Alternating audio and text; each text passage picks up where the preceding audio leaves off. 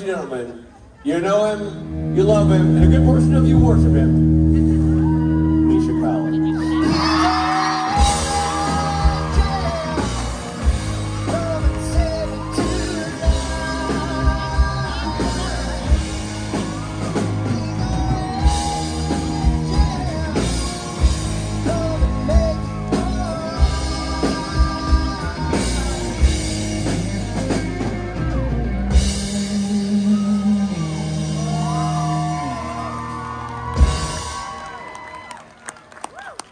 Hello, Orlando. How are you all? Yes, you are in Orlando, and we're okay. I see that you're standing at a safe distance. Well, is this social distancing? It's COVID. Yeah, you've been around a bunch of people. He's a robot. He can't get a virus. The only virus that you get will shut down his motherboard. It won't really affect anything else. Yeah. He has had COVID. Well, yeah, probably. He's riddled with COVID right now. Oh, Michael Borkvid, we call him. Here's a question for you. Yeah. How are you feeling? I'm feeling fine. Is that Wow. okay? Cough? Yeah. Burn that microphone. I think I probably shouldn't be making COVID jokes after having hugged about 150 people just now. So, sorry everybody who I hugged. I forgot to tell you.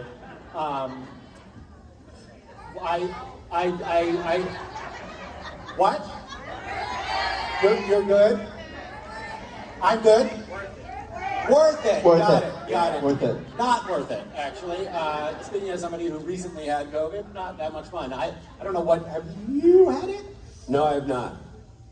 Come here, you big lug.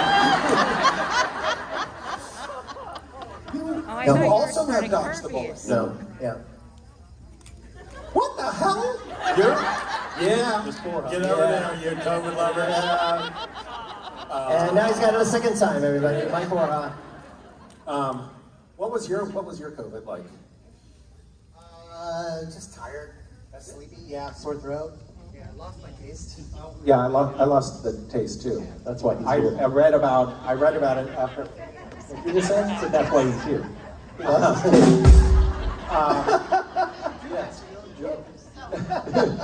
That might be the first time that's ever happened. Someone makes a joke and then does their own drum set. No, I do. No, it happens a lot, sadly. Just in case you want to know, I am funny. So I read about it, and the taste thing is because it's affecting the olfactory area of your brain. The virus gets into your brain, and people who experience the loss of taste also experience like other emotional disturbances, which I had too. It was really crazy. I was so anxious, and it was just like generalized anxiety. It wasn't like I'm nervous about something, that I was shaking, like shaking. Rob, My God, I had COVID for years. You might be patient zero. Turns out, I have had it. And it still happened. Dating back to the early 70s. I like the fact that as you're describing the symptoms, Rob and I are both like lining up, like, oh my God, you are COVID. Well, we just did a convention in Australia. When was that? 2 weeks ago? No, it was a Last week week ago. And a lot of people had COVID at that convention. Luckily, not a lot of the actors have COVID now, except for most of them. Right. Yeah. I did test today, and according to this flawed test, I don't have it. Just to put you at ease. I want to say, and Stephen Norton pointed this out, and I don't like to give him credit for pointing out things that he's right about, but he was right about this. We're all taking the COVID test backstage before we arrived at this convention, and it's all that same plastic thing. You put the drops on, and you wait to see. And if there's a line at C, you don't have COVID. That seems like the wrong letter to put there. Like the line goes to C, you don't have COVID. But if it's C and T, you do have COVID. What nerd decided that they should like C, which is COVID? Someone who loves Connecticut. Like we don't have COVID. It doesn't make any sense. And T. What does the T stand for? Yeah, the T should be the C line one, and the C should be the T line one. Right. Somebody was dyslexic in the factory when they were putting those the word together. is less dyslexic. And yeah, I know, they obviously had the line in the wrong place. It's totally confusing. Well, I'm I serious to the feel COVID like people. a strongly worded letter is in order here. Here it comes. Yeah. I'm going to fire that off right now. Bring me my quill pen. And the letter is C. Ladies and gentlemen, Mr. Collins. Brought to you by the letter C.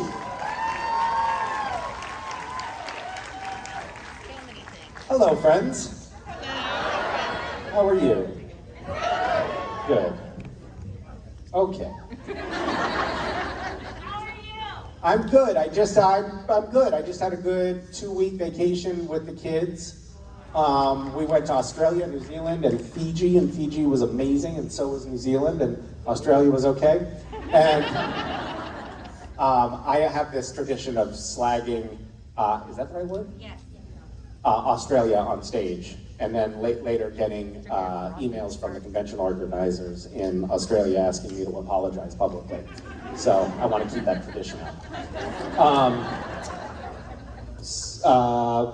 And then just got back. I actually landed last night from Fiji at 12:30 a.m. So I'm a little bit jet lagged, and I might just take a nap up here. But it was a little bit of culture shock coming back from like this, very quiet, remote island in Fiji to like the news in the U.S. It's like, my God, I should have stayed.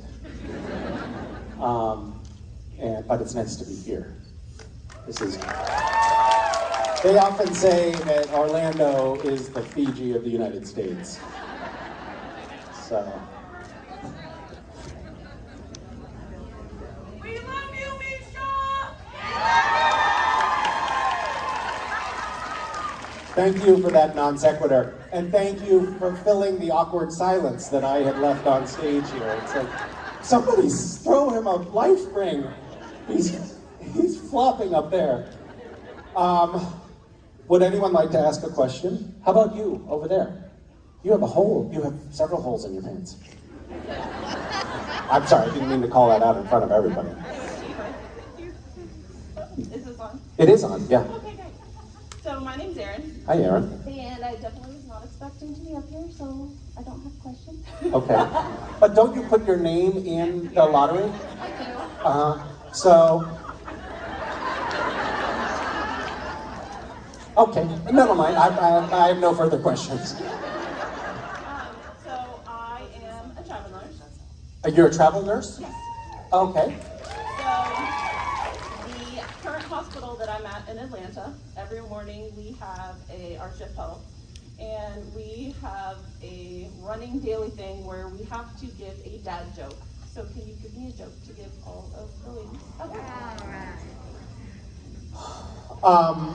It's funny. I just had a conversation about dad jokes with my oldest friend, who is really. It's actually a problem with him. Like the puns, the plays on words, the dad jokes. It's too much, and it's not fun to be around. And he claims to have recently read a scientific paper about dad jokes and the fact that there is like a biological function for dad jokes, which is for the dad, the largest, potentially most threatening figure in a family unit, to let everyone know that he's not threatening. It's like, you're okay, I'm making a dad joke, and apparently like this paper somehow uncovered that there's some like biological evidence for this. I don't know, I haven't read it. It's probably not true. I just wanted to share that piece of hearsay nonsense. Hashtag fake news. So, well, I don't know. I'm not really great at this, but I have one joke that I've told before on stage, so I feel bad for recycling it, but I'm gonna do it anyway, because it's one of my favorite jokes. This one's a little dirty, so sorry about that. If you have any nurse friends, you'll know we're very, very dirty. A dirty nurse. I think I've seen some of your movies. Only if you subscribe to my channel. Okay, now I'm curious. Seriously, what is your handle?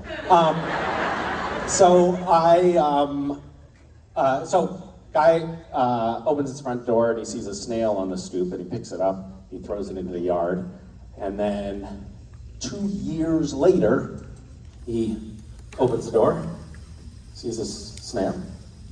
Snail says, it's the same snail, by the way. See how fucked up the film. Same snail. Snail says, hey, what was that all about?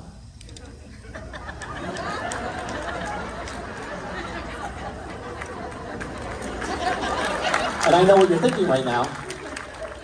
This guy is not threatening.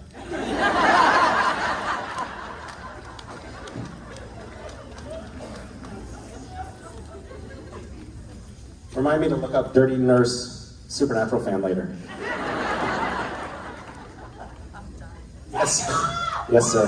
That's for you. Hi. Are you also a dirty nurse? No, but I do play one on TV. Okay. What's your name? Dana from Rhode Island. And Hi, Dana from Rhode Island. Supernatural Conversion. This is my first one. Having a great time. I'm glad you are. So my question is, you did such a great job with all of the mannerisms imitating Mark Pellegrino. Could you explain your process for how you got into doing that? Sure. I copied Mark Pellegrino. That was the process. A little bit more in-depth. I mean, I thought it was kind of a cool opportunity to play a character that had already been played by another actor and actually really try to find the nuanced details. But so I watched several episodes where Mark had been Lucifer and tried to figure out how to mimic him.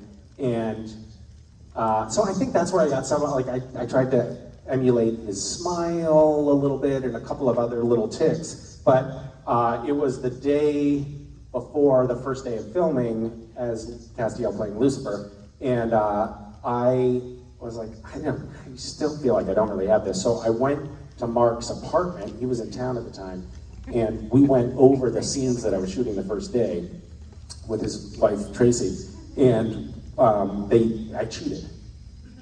He gave me all of the tips, and one of them that I used the most was he said, every time I walk into a scene as Lucifer, I look at the other character in the scene and I think, I try to decide, do I want to kill them? Do I want to fuck them? And so that was sort of if you ever watch me playing Lucifer on Supernatural, now you know what the subtext is in every scene. And it's funny because I've actually carried that forward in the rest of my life.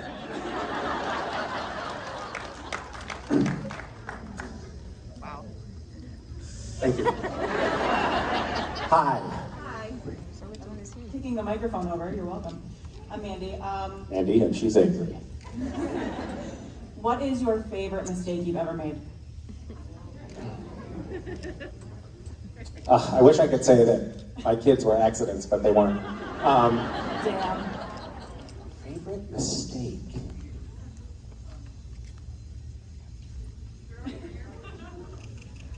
God, that's a really good question.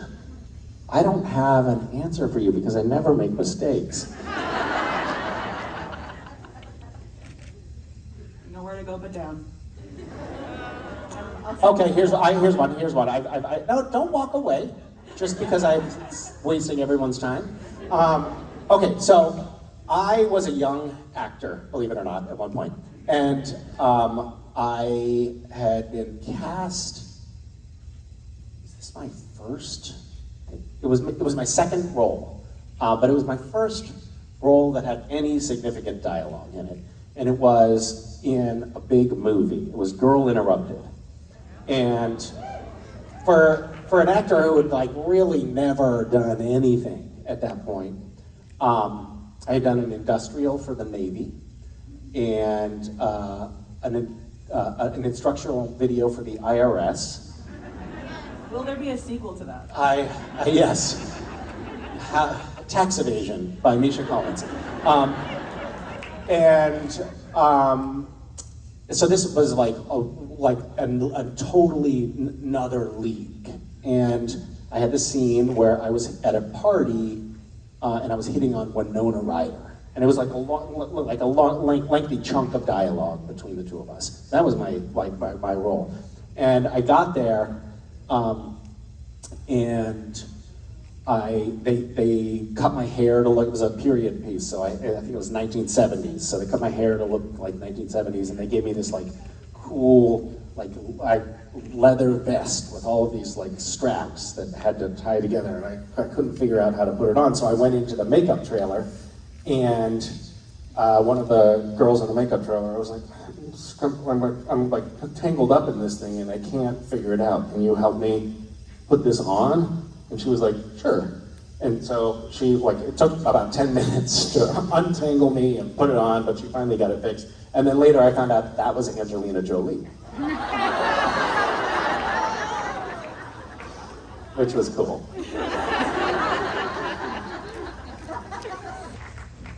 Hi, здравствуйте. Здравствуйте. My name is Irina. Twitter said 45 questions I wrote for other people, and none of them are ones that I want to ask you.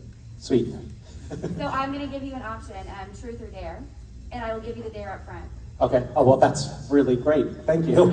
Because that's always such a fucking risk, you know? It is. Like, I don't want to get up here and then not take my pants down, but I said yes to the dare, so that's not cool. This is a PG rated. Okay. Last convention in Chicago, I believe Rich mentioned that you know how to do the Russian Cossack dance. That's actually my party trick. Okay. So I would dare you to do that. Okay. Because I could outdance you. Okay. Or I ask you a question of my choice. Okay. Well, Rich is a pathological liar. And I can't do that. And I would break myself and the stage if I tried. I would like to see you do it. Can you really do it? Yeah. Yes? And you're also wearing a relatively short dress, so this could be super interesting. Romper. Oh, damn. But then I will take your question because that's fair. Okay. No! On stage.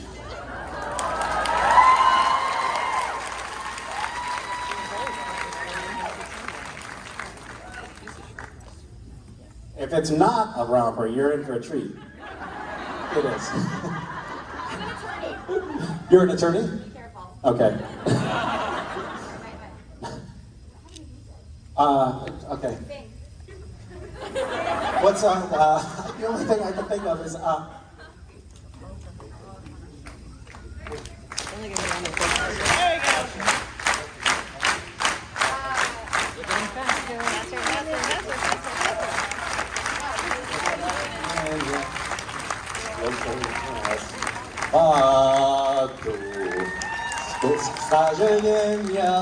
сколько раз в году. You actually can do it.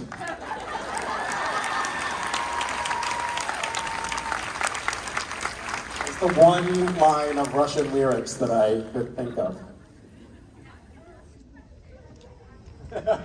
Nice work. Excellent performance. So, my other question is that there's a rumor going around that Gotham Knights is going to be starting production in Atlanta in July, and I just wanted you to confirm that. Vaguely. What's that? Vaguely confirm it. Vaguely confirm it? No, I think I can confirm it. I mean, you know what? I keep getting in trouble, by the way, with the network for saying things that I'm not supposed to say. But have they announced that? Blame it on jet lag. Where did you get to hear this rumor? Just the internet. Blogs? There was a thing? What weekly? It was already, as you know, in Production Weekly, which I read weekly. So I'm just parroting what Production Weekly said. But it is going to be filming in Atlanta, which is in the United States. And And we're going to be, we were going to be filming, I think the original plan was to film in Toronto, but for a host of reasons, it ended up being better to film in Atlanta, which is going to be a lot easier for everybody. So, I live filming in there, so Atlanta, it's nice. production is officially ramping up in the production office is open in 2 weeks, but I think the plan is not to start filming until September. And I believe our air date is going to be in January. I live in Atlanta, so I hope you'll be there with us helping us. You live in Atlanta? I do, yeah. Oh, Me and great. my son Lucas, actually, that asked you to drive there like 2 years ago on a Zoom. No way. Yeah, Well, awesome. so we'll see you there. What kind of attorneying do you do? I'm a divorce attorney. Oh, Sorry. well, that sounds fun. Cool. Hi. Hi. I'm here as a proxy for my daughter, who fucking COVID screwed over and after 3 years couldn't be here. Oh, I'm So sorry. It's really gonna make her bad. Okay, well, Um, yes. For me, Is she okay? yeah, she's, no symptoms, but positive. So, Oh, really? Yeah, I'm sorry. I know, but, okay. But enough about her. Who cares? I just wanted to say I love you on ER. Oh, thank you. Yeah, total classic. She says she wants to know what is the most unexpected thing someone has done for Gish. Yay. Yay, Gish. Unexpected thing that someone has done for Gish. I don't know, but it's just, I'm probably not going to answer your question either. But when I was in Australia just now, I met a fan who said, I just want to tell you that one of the items that we did for Gish a few years ago was to have people register to be a bone marrow donor. And you have to, I guess you have to get a little blood sample or something, and then they can, they see if your DNA matches, and then a few thousand people, signed up to be bone marrow donors. But it's very rare to actually find a match, so most of those people will never have it. Anyway, this woman said, I ended up being a match for somebody, and I ended up being a bone marrow donor. And I was like, oh my God, that's so amazing. It's what a great, generous, she was so gracious about it, and so not looking for praise. It was really sweet. But then she was like, yes, it was quite painful. I said, isn't it super painful? She's like, yeah, it was pretty painful. And then, whatever. I ended up getting a blood infection from the procedure, and I was hospitalized, and I took about 6 months to recover. But anyway, she was like, man, but anyway, it was, I was just glad to have been able to do it. She started with thanking me. I was like, ugh. So in Gish, early on in Gish, I have a really cavalier attitude sometimes, and I think my attitude my friends call me a pathological optimist, and I am like, I'll go for a run with friends, and if I'm leading a run, typically we end up scaling barbed wire fences or stuck in brambles somewhere, and everyone's like, why did we follow Misha again? And that's sort of typically how things unfold. That's basically a metaphor for my larger life. And early on with Gish, I did things that without thinking through the consequences. And there was an event probably 8 years ago in Seattle. It was the hottest summer day in Seattle in a long time. And I missed my ferry coming over from the San Juan Islands to the mainland. So I was an hour and a half late, and there were 900 people dressed as French maids in an un-air-conditioned gymnasium waiting for me.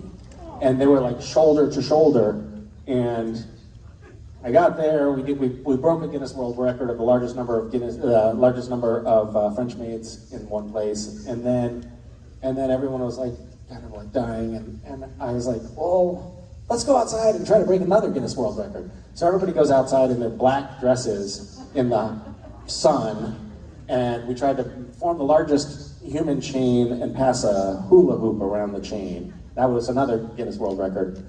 And during the process of breaking that other world record, we ended up breaking 3 that day. But as we were breaking that hula hoop world record, 7 ambulances came for people who were passing out from heat exhaustion. That was my fault. I felt horrible about that, and I vowed to change my ways. Which I do make an effort on. Yeah. You've made it a huge difference in everybody's life, so good job. Thanks for your kindness. And I'm sorry to those people. Again, I've said sorry to you many times, but I'm still sorry. Okay, hi.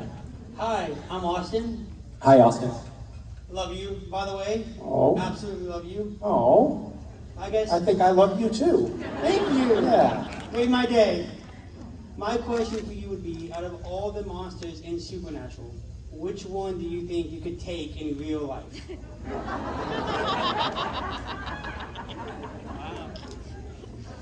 Without your angel powers. Without my angel powers? Yes. Probably the Antichrist. I think he was only 7. Okay. I think I could take that kid. If he doesn't turn me into an action figure first. What about you? Who would you go after? Vampire. Oh yeah, vampire. I mean, vampire, they do seem kind of fragile in Supernatural, don't they? Cut their head off. Yeah, just cut their head off. Yeah. I mean, it's so easy, you know? How often do you cut people's heads off? Or once a month. Yeah. Somebody watch him. Hi. Hi, Misha. My name's Alyssa. You have shared so much of yourself with us at all these conventions, and we thank you and we're grateful. What's one question you've always wanted to be asked, and what's your answer? Not that question. The nice thing about getting up here is at least I don't have to ask the questions, you know? Do you want me to Google something real quick? Yeah. What is a question that you have? What is an actual question that you want to know?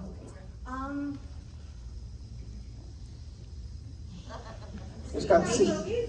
What is, yeah, I know, right?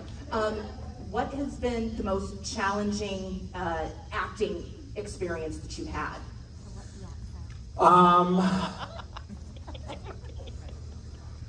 Probably, I would say probably working with Jared Padalecki.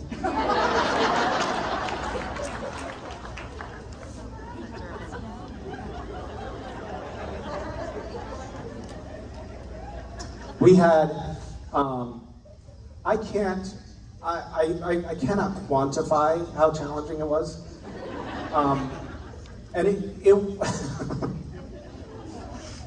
it was a sport for him.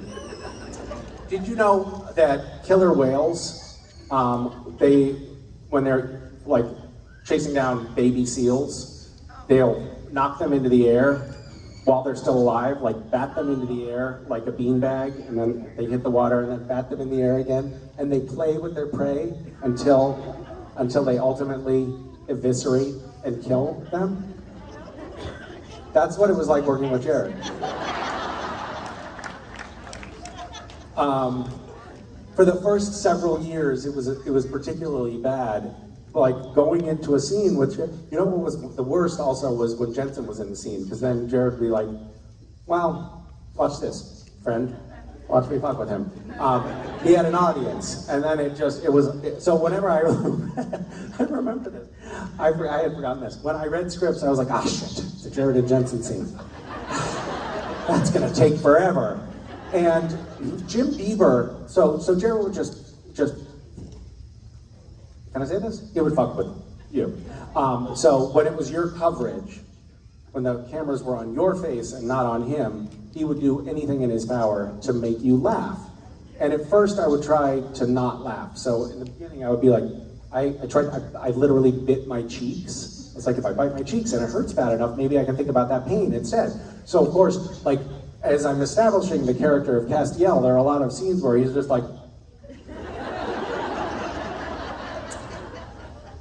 and then as time wore on, I realized, and I would watch Jim Beaver, and Jim Beaver was a machine. It was amazing. I mean, the man is a robot. And nothing Jared could do would ever make Jim Beaver laugh. And I was like, I want to be like Jim. How can I do that? And then after about another year, I just stopped trying. I was like, I can never do that. I will never be able to do that. So I would just laugh. And I have this capacity for patience. And I would just wear Jared out. Eventually, he would want to go home and go to sleep. And I knew that, or he would be too hungry to keep doing what he was doing. And I would bank on that, and eventually he would stop. Or, here's another good for instance. We were filming a scene, I can't remember, it was in a cabin, Ben Edlund was directing, I don't remember what episode, but we were filming a scene, Jared and Jensen were in the scene, and they were relentlessly, both of them, fucking with me. And it was like ridiculous. It was never, it was a scene where I yelled, "Watch your eyes." And my voice had cracked. And then every time I would say my dialogue, they would go, "Watch your eyes." Like in Scooby-Doo. And they wouldn't stop. They wouldn't stop. And finally, I was like, "Get off the stage." And the first AD and the director were like, "Yeah, boys, out." And Jared and Jensen left the stage. And they were walking back, Jared told me this later, they were walking back to their trailers, and Jared was like, "Wait a minute, what just happened?" We just got kicked off the stage of our own show. How did that happen? And then we proceeded to film the scene without them, because we had gotten their coverage in the scene already. It was all just, all that we still had to do was mine. And there were the script supervisor and Robin Props were playing Jared and Jensen. And Robin needed to be taller so that my eye line would be higher. So she was standing on a chair reading Jared's lines. And unfortunately, the sight of the two of them playing Jared and Jensen also made me laugh. Yeah, so that was challenging. Thank you. Thank you. Hi. Hi, Misha. My name's Jackie. Hi, Jackie. I love you. Number one, you're amazing. Oh. So Supernatural went on for obviously 15 years. Too long. Not long enough for some of us. It's very diverse, and you guys play very different characters throughout the entire show. I think especially for you, you play so many different versions of Cass, for example, and not limited to. I noticed how you corrected yourself when you said it's very diverse. You're like, it's very diverse. You play different versions of yourselves. Especially for you, for example, but not limited to Lucifer Cass, Leviathan God Cass, Hippie Cass, so many different versions, human Cass, regular Cass. Which one was your favorite or the most fun to prepare for and play, and why? I do a fair amount of method acting, so I try to experience the things as much as possible. So with Hippie Cass, I did a lot of just getting ready for the role.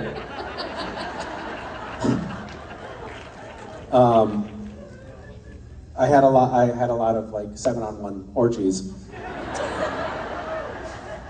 And that was cool because it really helped me get into the character.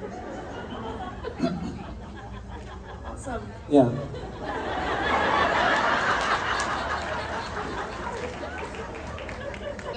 Jennifer. I like this lightning round. Yes, hi Jennifer. So I'm really looking forward to your villain era as Harvey Dent. So my question is, do you have a favorite villain? And if so, who? God, I hate to recycle things, but I'd have to say Jared Padalecki. He is, of course, the face of evil, but he's also just so lovable, and it's hard to reconcile those two qualities in him. Thank you. Hi. Hi, Misha. I'm Ange. Hi, Ange. My question is about Mason. Yes. You frequently post on Twitter these amazing things that come out of her mouth, these things she says, and occasionally Wes too, but mostly Mason. And every time you do, I tweet back at you saying, please publish a book of Masonisms, because they're so brilliant. A fan did that. A fan put together a book, like, and bound it for me. And it was just all the things that I had posted that Mason had said in a book. And seeing them all together, I was like, well, this is fantastic. And then unfortunately, I left it out. And Mason found it and was like, Dad, these were private statements.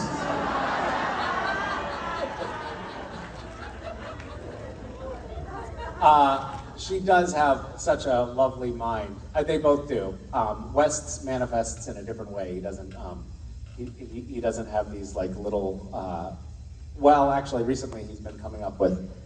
His new favorite thing is to come up with new twists on old expressions, and he actually wants to write a book about that. So we'll see, because some of them are pretty disturbing.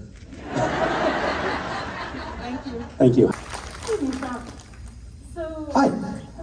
I was in Vancouver and got to be on set when you were shooting outside. Oh, hi.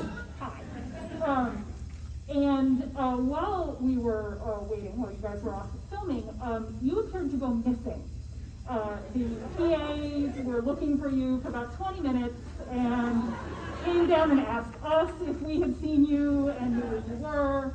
And I was just wondering, how often did you pull a vanishing act and record your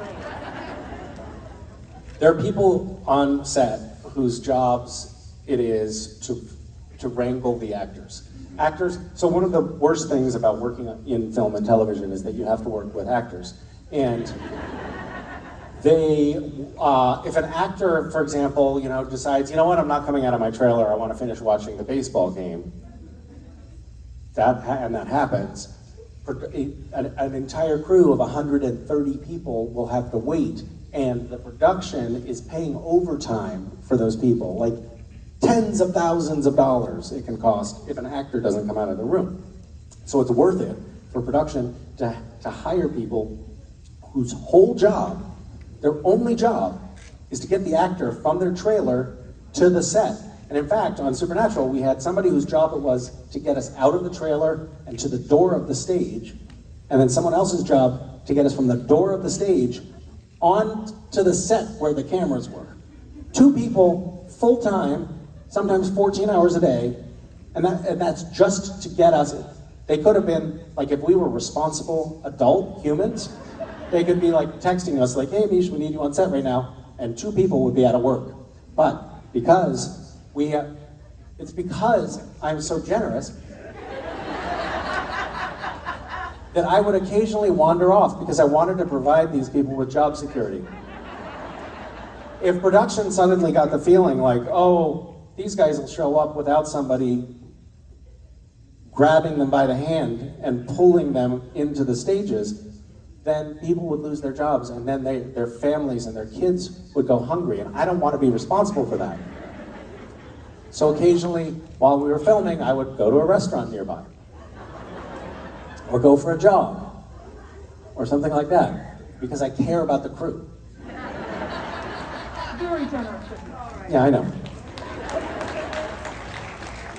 Hi. Hi, Misha. So I'm a nurse and can attest to our nursing sense of humor.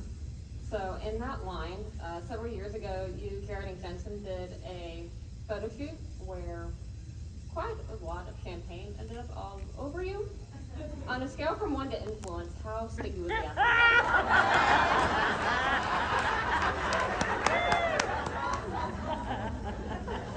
There's so many times when we have done things, like, they used to ply us with drinks at these photo shoots because they knew that they would get us to do stupider things. And I think the champagne is a good example of that. But there's so many times when I have looked at the magazine after a photo shoot and been like, oh my God, did we really do that? Was I really dumping a half gallon of milk on my face with cat ears on? In what universe was that a good idea to do for a national magazine, Misha? And Jared and Jensen were also fell victim to the same mentality. Witness us spraying each other in the face like we did that day. So yeah, I would say I would give it a 4 though. Champagne is actually not nearly as bad as it could be. Thank you. Yeah. Take another question. I mean, why not? Go ahead. Why not? Do it. Yeah, all right. This is the last question. Yeah. Last question. Yeah. Hi. First of all, I'm Heather. I'm from here in Orlando. And, Hi, Heather. I have a crowdsourced question from a group. I'm on a fanfic readers and writers group. Okay. And they were answering around questions and dared me to ask this question. Okay. So, be forewarned. So as I'm sure that you know, I'm nervous. I'm sure that you know there are many fan fictions that describe Castiel's lips in great detail, noting that they are off the track. Yes, I'm sure you're aware. Yes. I read those to my children as bedtime stories, as I'm sure you're aware. Yes. Describe your what in great detail? My lips. Chapped lips. As my I'm chap sure you're lips. aware is not the way to Well, that's open not that as- sentence. That My makes- chap lips, And I was just as I'm sure you're aware. Wait a minute, your chap lips or your chap's lips? Like, do you have a sort of a man-boy handler who's you call a chap? My chap's lips? Yeah. You know chap. There's so many weird things that could be. He also, That's like- you know that Misha like often man wears, labia. when he's relaxing, I don't want to overspeak, but because I stay at my house, I know this, he likes to lounge around or, pretend he's riding a horse in assless chaps. So he has those. You mean there? Like the leather needs to be more supple? I mean, where are we going with this? like chapstick needing chapped lips. Oh. Okay. Oh, wow. Yeah. So we're being silly. There we go. And of course my question went away. Hold on. Here it is. And I was just wondering, could you please, for my group, prove to me personally whether they are really chapped or not?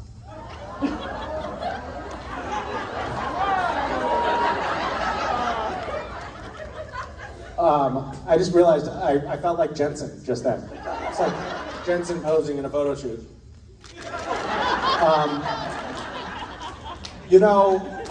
I just started watching Supernatural with my kids because they're finally like old enough that they aren't going to be. We're on the same. I was going to path say as they're them. not going to be traumatized, but that's not true. They will be, but it's okay. They need it at this point. And I had no idea my lips were so chapped. But it turns out That's the question. I should have used chapstick back in the I day. guess, but do you know this, like, she says, as you sure you're aware. No. Were I you wasn't. aware? Certainly not. So right now, like, it's always my favorite thing when you open a question like, as I'm sure you're aware, the internet hates you. I am very much aware of the fact that people who read and write fanfic and /fic, they all believe fervently that I am the author of most of the material. Right. So people are like, we know you read it, Misha. We know that this is how you rock yourself to sleep. We know you cry yourself to sleep over this stuff. And you don't? I claim to not. Okay, right. Yes. Claim to not, right. Sure, I that's- remember when I first got on Supernatural and I was looking, I was like a guest star, and I was like, I knew that Eric was like toying with the idea of maybe bringing me back for like another couple of episodes, and I was looking online. God, I can't even remember the name of the website. It was like, this was before Twitter, like LiveJournal. I was looking at LiveJournal where after every episode there were like these volumes of fan reviews, and I was reading and somehow like clicked through to a link to some story, and it was like about Cass and Dean, and I was like, this didn't happen, and then I was like, well, maybe somebody got a hold of I was reading it, and I was like, maybe somebody got a hold of one of the scripts that are coming down the pipe, and then I was like, then Cass's like lips lock with Dean's, and then he slowly like starts kissing down his torso, and I was like, This seems like a spin-off or something. Like, I'm not sure what show this is. And literally, that's the only fan fiction I've ever read, but the fans are like, nope, We know the truth. We know. Let me ask you this: in the What? scenario that you read, were your lips chapped? You know what I mean? That's the question on the table. Thank you. There he goes! Here we go!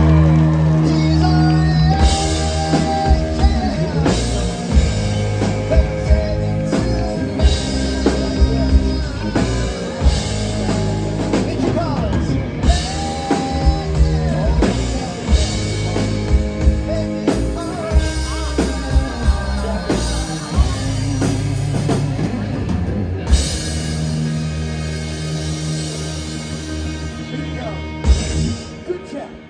Good chap. Old chappy chap off to the chapel. Boy, it really chaps me when people. Well, chaps my high to people chaps.